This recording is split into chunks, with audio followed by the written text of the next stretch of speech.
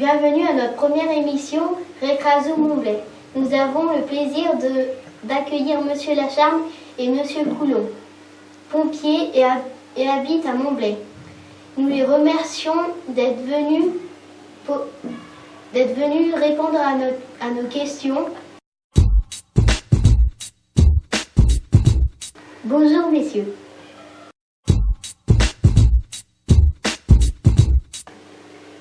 Vous êtes pompier, est-ce que c'est votre métier ou avez-vous un autre métier? Alors oui, j'ai un autre métier, je suis agriculteur. Moi aussi j'ai un autre métier, je suis technico-commercial.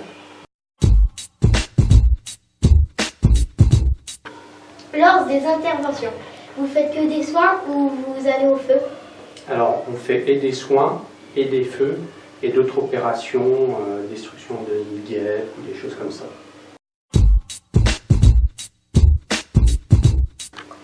Aimez-vous être pompier? Oui, oui, c'est une passion, on aime forcément.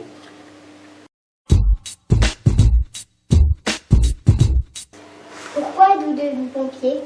Par passion et pour rendre service à la population. Et puis pour aider les personnes qui sont en détresse. Vouliez-vous déjà être pompier lorsque vous étiez enfant? Non, c'est venu plus tard pour moi. Pareil pour moi. À quel moment avez-vous voulu être pompier? Dès que je suis venu habiter à Montblay, parce qu'avant j'habitais à Zé, je donnais des cours d'arts martiaux. Arrivé à Montblay, j'avais plus le temps de donner des cours, donc je me suis renseigné pour pouvoir rendre service à la population et on m'a dit qu'il y avait des places de pompiers de libre, donc je suis venu rendre service en étant pompier. Et pour moi, donc, à mes 19 ans, donc, monsieur le maire et l'ancien chef de corps, pareil, cherchaient des pompiers, donc ils sont venus me voir et puis j'ai dit oui. Est-ce que c'est dangereux d'être pompier?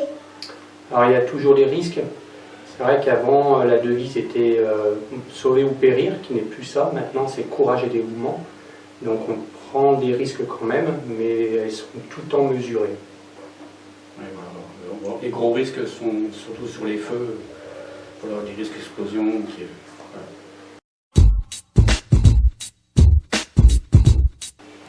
Comment se passe une intervention? Alors donc pour les pompiers de Montblay, on est donc bipé.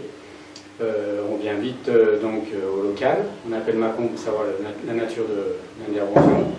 On passe à l'adresse indiquée. On prend en charge la victime les premiers soins de notre part et après le lit.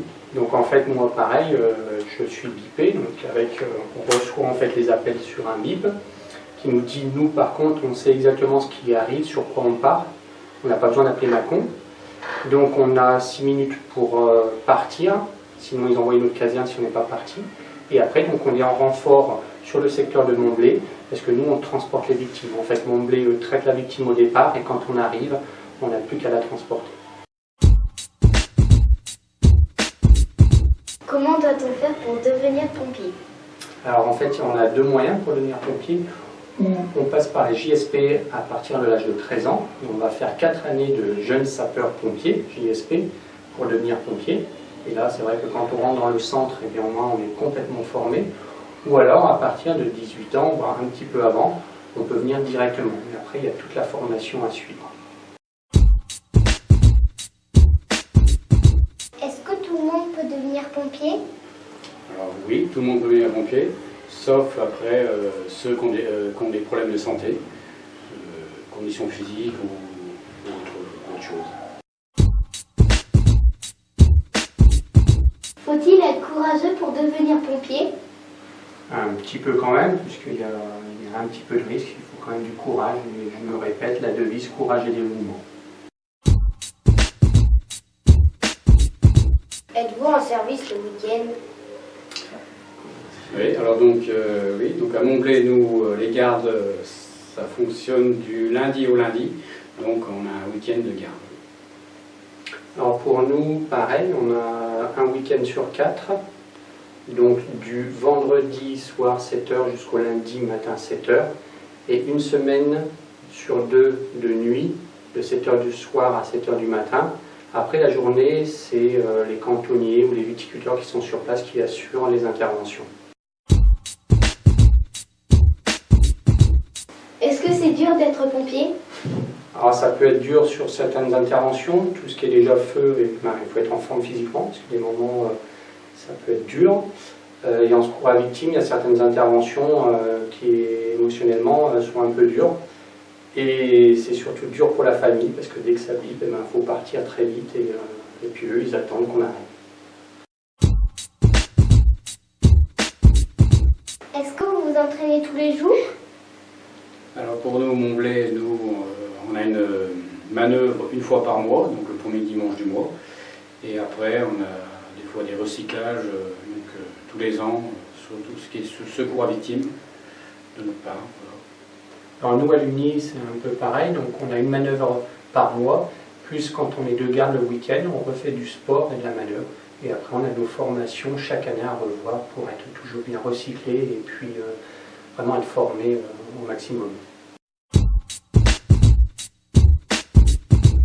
Pourquoi les entraînements de pompiers sont si difficiles?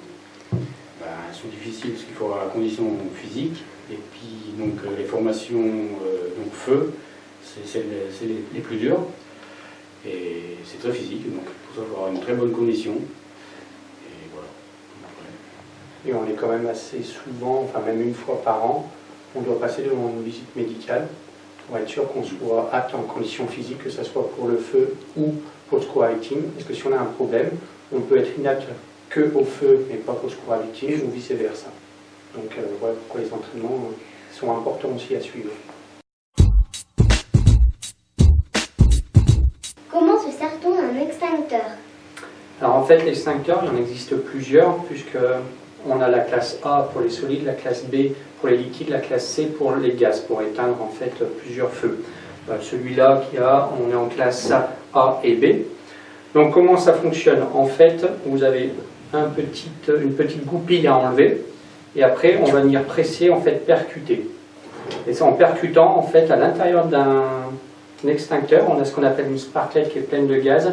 Quand vous allez venir percuter, en fait, ça va ouvrir cette sparklette qui va monter en pression le liquide qui est à l'intérieur.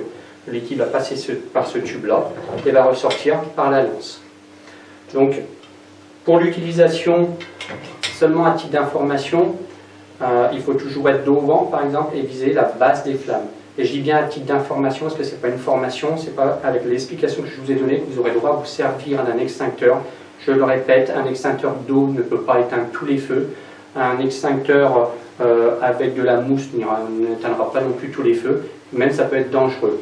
Par exemple, à titre d'indication, vous avez une casserole d'huile chaude qui a pris feu. Si vous mettez de l'eau dessus, en fait, l'eau va jaillir et va vous ébouillanter. Donc on va venir simplement recouvrir cette casserole avec un linge humide pour couper l'air.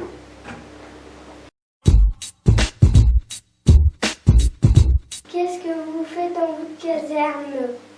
Alors pour nous, Mont-Blé, caserne, on y est pour tous les jours, on y est juste quand on intervient pour les interventions, et puis après pour le moment des manœuvres de notre part. Alors nous, en l'Uni, on n'a pas tout à fait une intervention par jour quand même. Par contre, au moment de garde, on va faire ce qu'on appelle la remise de garde, donc regarder tous les véhicules, essayer aussi bien tous les feux, regarder les pneus, tout va bien. Le samedi matin, il y a tout ce qui est jeunes sapeurs-pompiers, donc pour apprendre le métier. Et puis après, on a quelques réunions et des formations.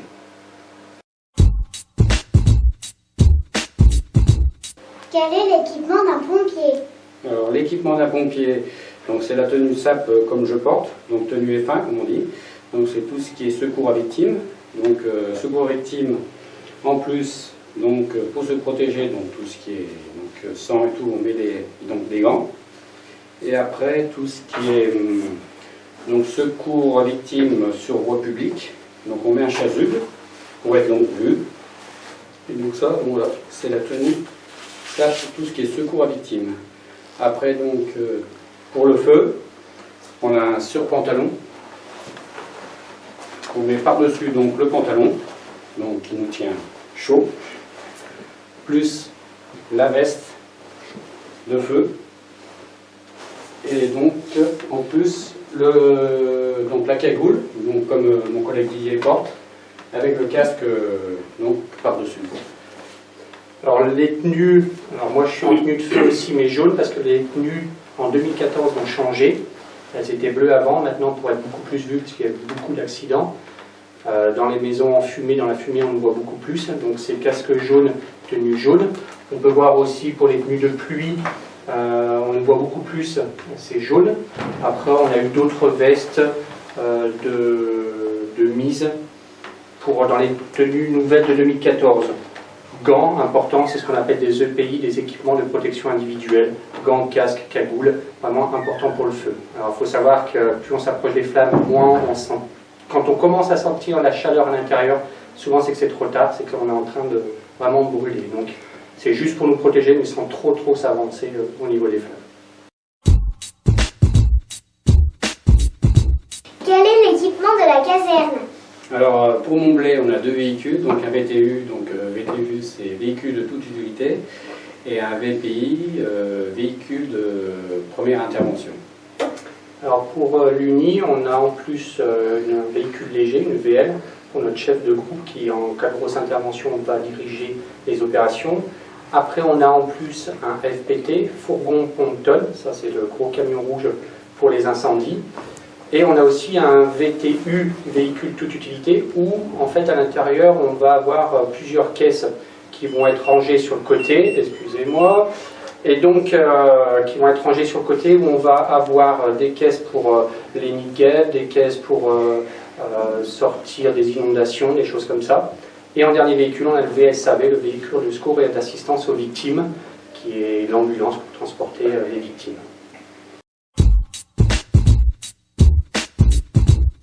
Pourquoi faut-il autant d'équipements?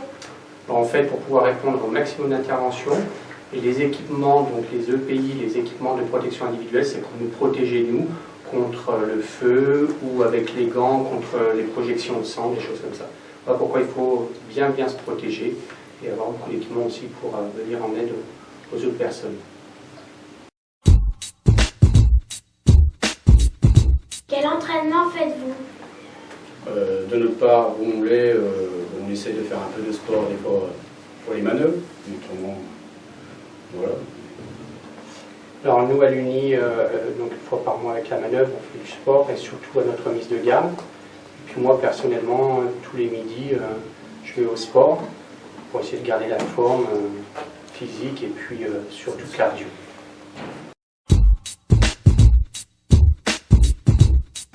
Est-ce que lors de vos entraînements, est-ce qu'il y a du vrai feu? Le vrai feu, oui, des fois on fait des petits feux de palettes pour montrer un peu donc, de nouvelles recrues. Et après, tout ce qui est, des fois, ça arrive qu'avant on faisait brûler des genres d'hydrocarbures, mais maintenant c'est interdit pour la pollution. Donc, voilà. Alors nous on utilise surtout une machine à fumer qui reproduit la fumée. Donc quand on s'entraîne dans des appartements, alors, par exemple l'ancienne gendarmerie à l'Uni qui était inoccupée jusqu'à maintenant, donc on met beaucoup de fumée, ça reproduit en fait l'ambiance qu'il y a lors d'un vrai feu. On n'a pas la chaleur. Pour trouver ça, il faut aller donc au centre à Ilorini, qui est un centre spécial de formation, où là oui, on fait sous du vrai feu. On a ce qu'on appelle un caisson aussi, où là on atteint vraiment des degrés. On voit plusieurs phénomènes du feu, les anges lanceurs, les rollovers, c'est des termes techniques, mais c'est des choses qu'on voit dans du vrai feu. Est-ce qu'il y a déjà eu des blessés chez les pompiers? Oui, il y a déjà eu des blessés. Moi, j'ai déjà été blessé lors d'une intervention sur un feu. Il y a un tuyau qui a cassé. J'ai pris un jet d'eau qui est très puissant, en fait, ça fait 10 bars. C'est quelque chose de très puissant, qui m'a levé du sol, m'a fait reculer dans une rivière. Et mes collègues se sont jetés dans la rivière pour revenir à mon secours. Donc ça arrive. Pour moi, pareil, j'ai été blessé, accommodé par de la fumée sur un gros incendie. Donc, j'ai fait un petit stage à l'hôpital. Voilà. Est-ce qu'il y a toujours quelqu'un dans votre caserne? Alors pour Montblé, non, il n'y a personne. Nous, on est prévenus par des bips. Voilà. Nous non plus à l'Uni, il n'y a personne. On est prévenus par nos bips. Combien y a-t-il de pompiers à la caserne? Alors à Montblé, on est 20 pompiers. Et à l'Uni, on est 25 pompiers.